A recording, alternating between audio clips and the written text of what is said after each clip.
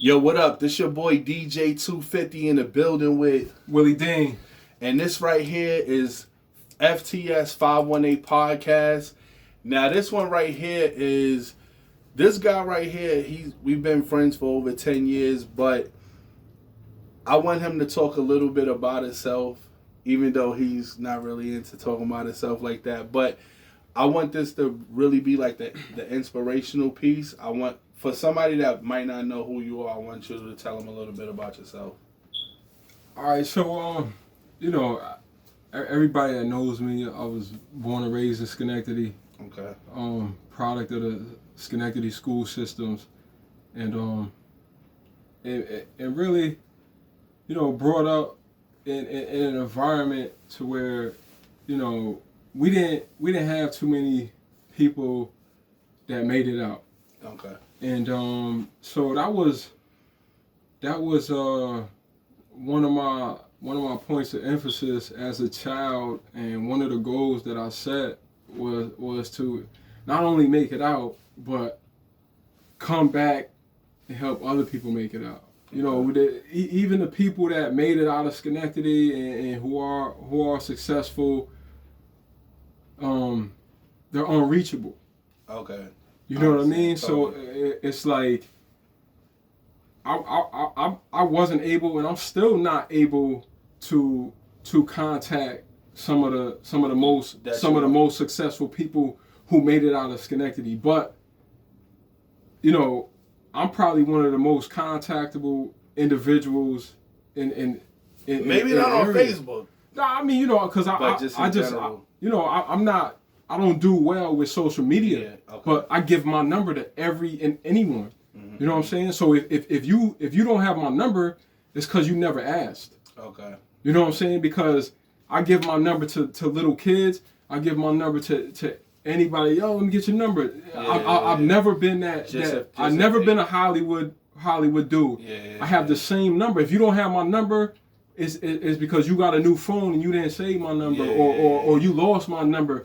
My number never changed. Yeah. You know what I'm saying? My number was working the whole time I was overseas, and people didn't reach out and I knew they didn't reach out because when I would come home, they were like, "Yo, son, I was trying to contact you, but you was overseas." No, you weren't, because my phone was working overseas. Yeah.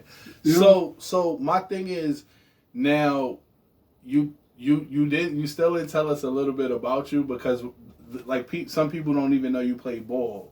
So like for a viewer that might not have never seen you before, just give us a little bit like what you've done, and then also what would you tell a kid that is from the area, like what's some steps to kind of take towards accomplishing their goals? So for me it's very difficult for me to talk about myself and accomplishments that I've, or the things that I was able to accomplish, because for me, they're not important.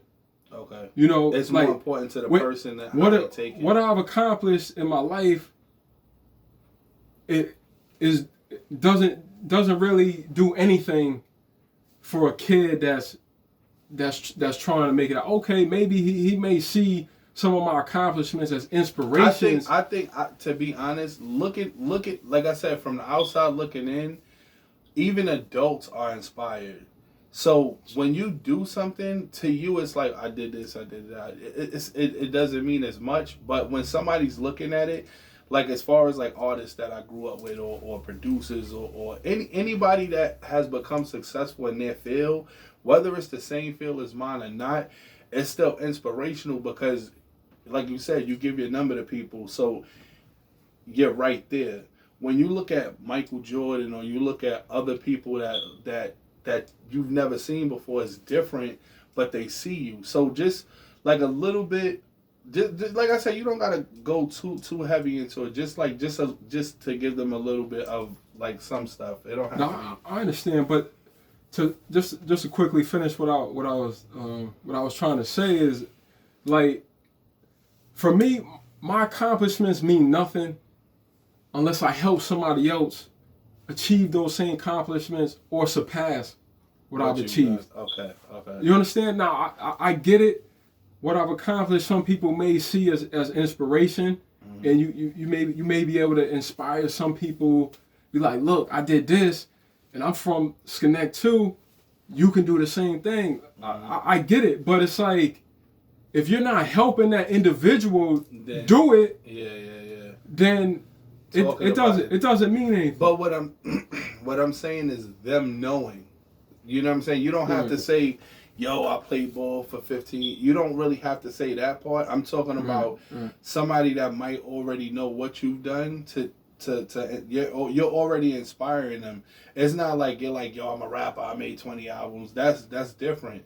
I'm saying if they're inspired already, you know. All right, so okay. Now I grew up in the Central Park area. You know, I was always on Hamilton Hill. My grandmother lived on Page Street. I was there, you know, like 85% of the time because my parents worked and stuff. So I spent the majority of my childhood on Hamilton Hill, even though I lived in the Central Park area, you know. And I mentioned that to say this. A lot of the decisions that you make as children are what shape your future.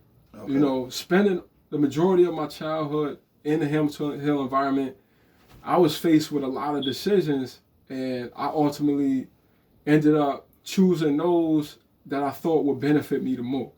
Okay. You know what I'm saying? But, you know, unfortunately nowadays, a lot of kids, you know, are making the mistakes of choosing the wrong people to look up to, or not setting goals, and so without the goals they don't have any direction. Okay. You know, so it's like even adults. Some adults have no goals. They're easy. If you have no goals, one, you have no reason to wake up in the morning, and then two, you don't have any directions when you do wake up. So it's easy for somebody to sway you the wrong direction. Way. Okay. You know what I mean? So, you know, but in any case, I ultimately ended up, you know, graduating from middle school, graduating from high school, went on to graduate from Purdue. School never stops for me because I never want to stop learning. Okay. You know, I learn from our youth now, just as much as I learned in my books in school, because it's a new generation, a new perspective, a new way of thinking.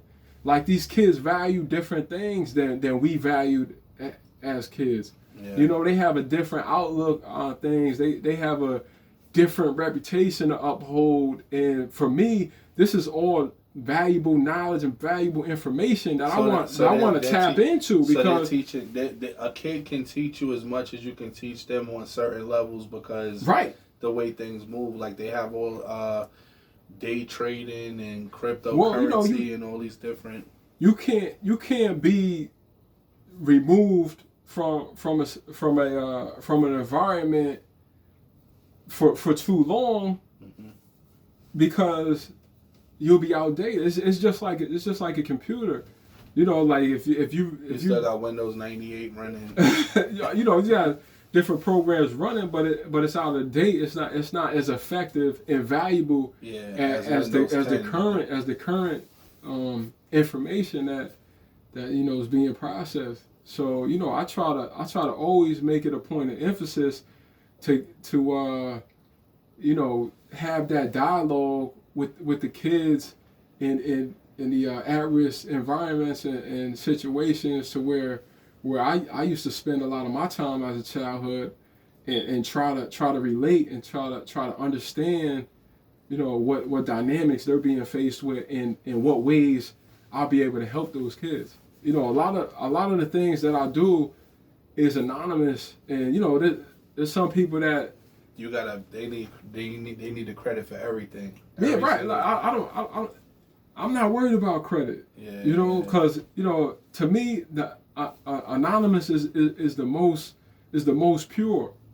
You know, because you don't get any the only accolade, only the, you know, the acclamation that you get is from that one-on-one dialogue with the kid when they come back, or they reach out to you, or they come back and find you. and say, yo, thank you, man, for helping me. What you did, yeah. Right. Yeah, thank you for helping. Yeah. You know, that's for me, that's more than getting an award. Yeah, or a trophy that just sits up on your shelf collecting dust. Yeah. The other day was Father's Day, and I had to pee. You know, like you wait till the last minute to go to the bathroom. Right. So I'm like kind of running to the bathroom in Scotia, and this kid, hey, and it was one of my students, Javon, and he was so happy to say, yo, I'm graduating, and just the excitement of them trying to tell you what they're doing.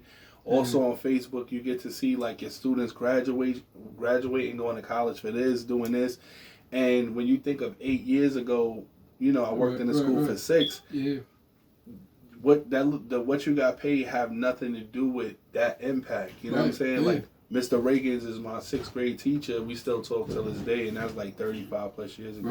Right. Yeah. All right, your man DJ 250. Building with my man Willie Deane. We got a couple of more topics. Peace. Stay tuned.